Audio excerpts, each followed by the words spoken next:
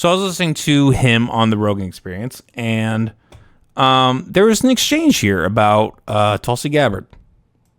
And it was a little, I had never been like a, I guess recently, I would say over like the last probably good 6 or 8 years, I was always kind of suspicious of Joe Rogan. There's just certain things in certain clips, the whole Spotify deal. Like there's just certain things, how he react, or what was it with the N-word controversy? Like there are just things where you look at him and you're like, yeah, this guy, like somebody's in his ear, right? Like, and it's I think for someone like Joe Rogan, it's especially disappointing because he is someone who always was like, oh, I'm the open, honest guy. Like I'm the guy that you can just kick it with, and we can just talk politics, and like it doesn't like we can just talk about whatever, and nothing really matters, and like we're just having a fun conversation, right? And I think all the whole talk about like, oh, he's like an important, maybe he is, and like how it's like, oh, he and Theo Von and Andrew Schultz, like they are the like Trump establishment like voice. Like, yeah, I don't really believe that. I don't think he's like necessarily like a Trump asset by any means. Like I don't think he's anything like the corporate press and the just the government, right? Like the messaging, the collusion between them. I don't think it's anywhere close to that. That being said, I do think that there, are probably corporate and financial interests that kind of levy him in a certain direction, right? And this exchange between, and this is part of why I love Dave Smith, is like he's just not this kind of person. Like he doesn't follow that. Like it would be very easy for him to fall in line, with the rest of the Republicans.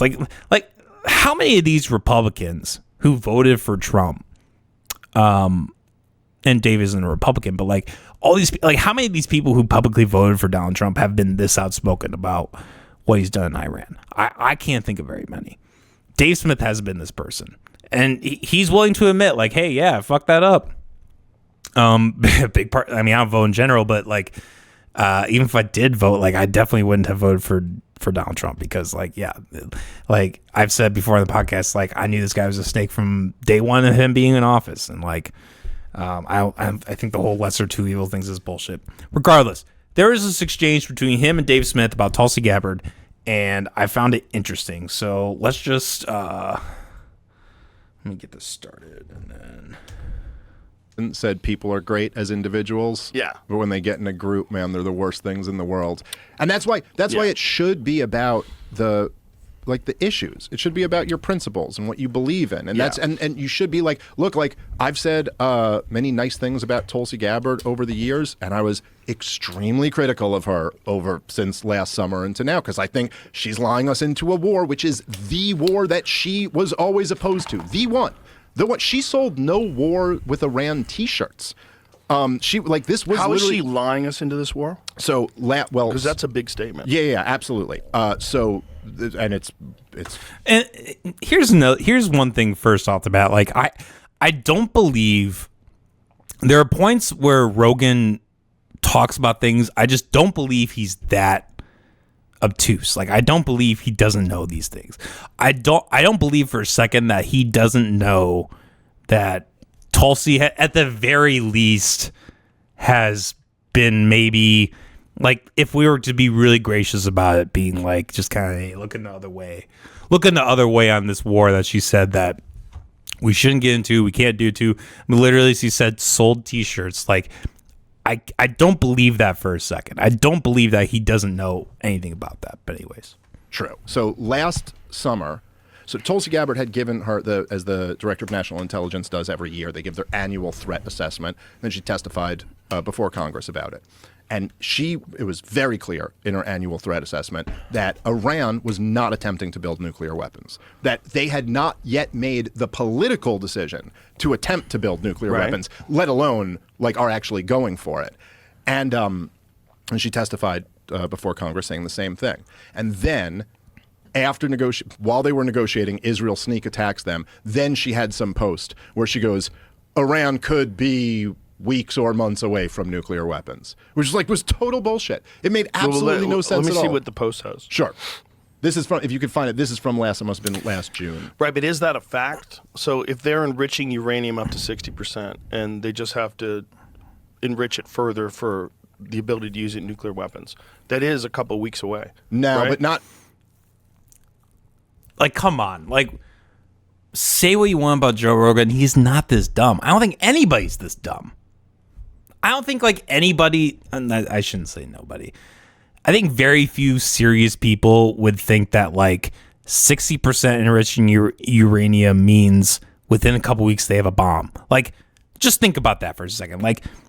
Look, I'm not somebody who knows how to make a bomb, right? But you can imagine if you're at 60% and you need, let's just say you need 80%, 90%, 100%. It's gonna this isn't like soil, right? You can't just scoop it up with a shovel and oh, hey, I have uranium. It takes drilling, it takes extraction, and then you have to get it, which is that's probably going to take longer than a couple weeks. And then you have to build a bomb, and then you have to test the bombs, and then you have to figure out all these things in order to launch them. There's no person is this dumb to think that it would actually only take a couple weeks. But Joe Rogan is clearly, we're already seeing from this interaction that he is clearly going to take Tulsi Gabbard's side, or at the very least just not be able, this is what the clip is. Him not being able to admit that, yeah, my friend Tulsi Gabbard is kind of a devious bitch. Anyways. Not before it would be to build a bomb and to make it deliverable. Right. I think all the experts say at least a couple years. But the point, aside from that, is that at the time, and this is over now, but at the time, Iran was still members of the JCPOA. They were still in it. So it's what is that? This is the Iran deal that Obama got us into. Now, Obama is horrible on foreign policy. He's the butcherer of Libya and Syria and Yemen, and he surged in Afghanistan. But in Iran, he made a deal with them. And the deal, but it wasn't just with the U.S. and Iran. It also involved Russia and France and England, and there were other countries involved in it too. And the JCPOA said that Iran couldn't enrich above, I think it was 3 to 5% or something like that, and they were staying in it. And it created a new inspections regime, which Iran, so they were having full inspections. They weren't enriched. But the deal also said that if America gets out of the deal, they can enrich up to higher. So when America got out of the deal, they started enriching. And when did America get out of the deal? Donald Trump tore it up in his first term, I want to say 2017 or 2018. And then they immediately started enriching? No, they went up a little bit, and then I think there were a couple Israeli attacks, and then they went up to enriching at 60%. But so the reason we knew they were enriching up to 60% is because they were still members of the JCPOA with an inspections regime who was going in there and saying they're enriching up to 60%. Right, but how much do you actually know about enriching uranium and what it takes to turn into a bomb? This is the right tweet. Let's read what she said. Sure. I didn't even see that the first time around. Oh my God, that's almost like an attack. How much do you know? How much do you know, dude? He knows way more than you do, buddy. Confirm what POTUS has stated numerous times. Iran's nuclear facilities have been destroyed. Oh, no, I think this is after. The right one. This isn't the right one. This is her tweet was before. This is from June. Yeah, this would have been just shortly before Very this. But recently. Her tweet was before we hit Fordo. Yeah, this is June 25th. There's a recent one, though. Edited June 25th. Yeah, but it seems like it was still edited the day it was posted. Probably. But can you go to her page? And because she doesn't tweet a lot. She's not a psycho. She's not one of those. If she tweets, it's generally something important or someone from our team is. So is this the... Hold on. What is above that?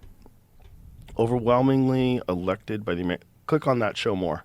I think that's it. Well, this is what she testified to Congress this time. I was referring to a different one from that. But I also think this is a lie. For her to say that the president determines what is an imminent threat or is not, no, either there is an imminent threat or there is not one. That this is like saying the president determines the weather or something like that. But you're taking her words out of context. She's saying something that's factually correct. As our commander-in-chief, he is responsible for determining what is and is not an imminent threat. That is true. And whether or not to take action he deems necessary to protect the safety and security of our troops, the American people, and our country. That's just an actual fact. Okay, yes, fair enough. But okay, so this is the part where people kind of were saying, Dave Smith, you're not pushing back enough against Rogan on this. And I want to give Dave Smith some credit, right? First of all, before we even get to there, Dave is 100% right.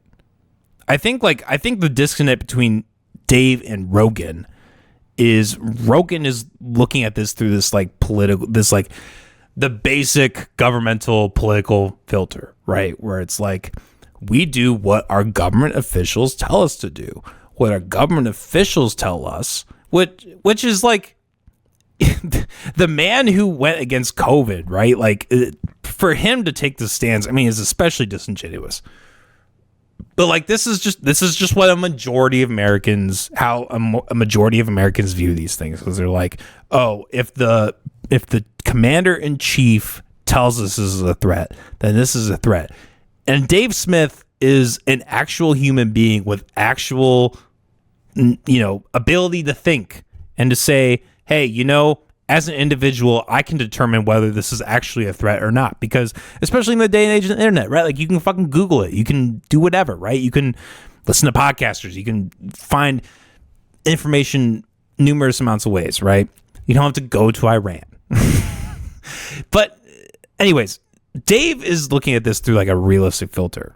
So, and for him to not push back, I will say people who have watched this podcast have probably seen this.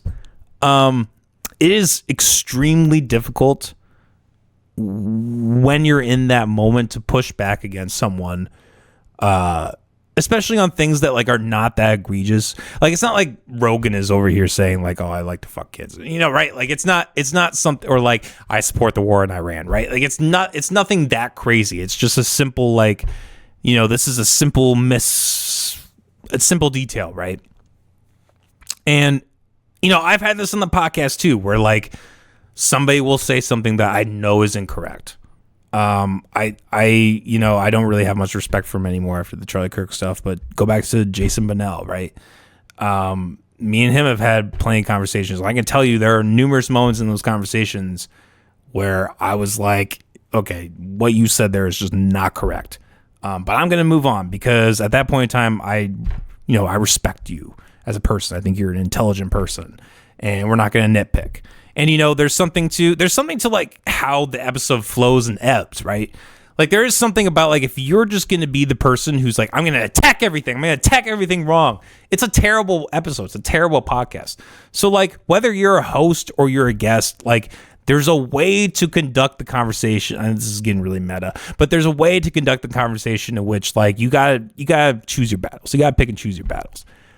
And I think this, in Dave's mind, when you're looking at like, and you have to understand like there's a whole dynamic where he's not even the political people, like a political person. Like they're both comedians. They both like work in this world of comedy. Like there's a lot of different things at play here, and they have a strong relationship. And you can question that. Like maybe after this interaction, he should question that. But I mean, is this stuff? I mean, like I said, you gotta pick and choose your battles. So let's keep playing just a little bit further. When she testified before Congress, they asked her point blank a bunch of times about this, and then she goes, "That's not my job to determine what's an imminent threat. That's the job of the president, and if he says it is, then it is." Okay, so look at this here. Initially, she's contradicting Trump, saying that Iran did not rebuild after the 2025. And I think he made a really good point there at the end. Is like, this is just what I was saying. This is just what I was saying to that effect before. It's like Tulsi Gabbard herself is her own person, especially someone who has served and like is a government official. She has more than enough intuition to be able to say whether something's a threat or not.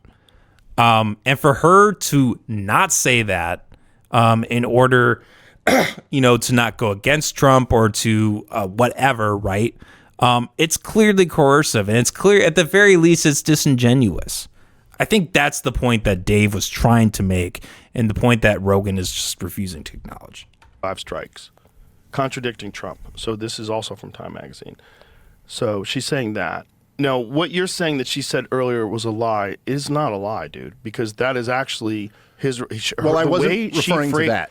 I understand, but you did say that was a lie. What she said was a lie. Okay, fair enough. That was not a lie, It's but not- it was. But it is. But it's like it's avoiding. actually correct. And if you're in a position like she's in, where you've got that guy breathing down your neck, and you're forced to make a statement, you've got to tread very carefully on this tightrope that you're walking. Okay, fine, but let's just say hypothetically that you know for a fact that Iran did not pose an imminent threat, Right. and then that's your answer when you're asked if they did. Fine, it's not a lie, but it is very misleading, to say the least. How much? Okay, hold on. Intel Chief Gabbard declines to say if Iran posed an imminent threat to the U.S. She declined to say on her own, personally. But she This did- is the congressional testimony. Yes. I think this is what I was referring to here. And she does at one point say that it's not her job to make that determination, which I do think is her entire job. It's interesting. Look, maybe I think that's all we gotta watch, honestly. You get the gist. But I thought Dave made it Dave made a really good point. I think he made a really good point, and Rogan just kind of, and that was, oh my God, that pissed me off. And he's like, it's interesting. It's interesting. You know what's more interesting than that, Rogan? You know what's more interesting than that? It's interesting that you think it's interesting.